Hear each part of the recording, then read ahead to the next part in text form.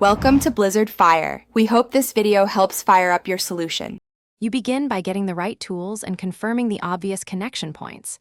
This saves time. First, disconnect power from the set-top box and TV, wait 30 seconds, then reconnect to clear transient faults. While the box restarts, inspect the coax and F connectors at the wall and splitter for corrosion or loose threads. Tighten or replace as needed. Once those steps are done, move on to isolating which segment of the line is causing loss of signal.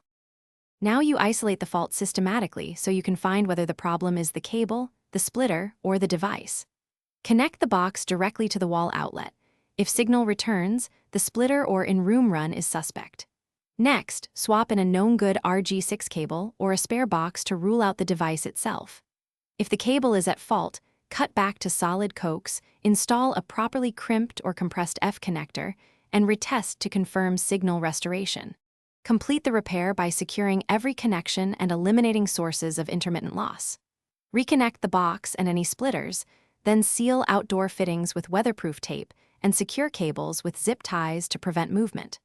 Once everything is stable, power cycle the equipment one more time and allow the box to fully update firmware and require channels. If you still see problems, make a note of any error codes and signal readings. That information makes provider support.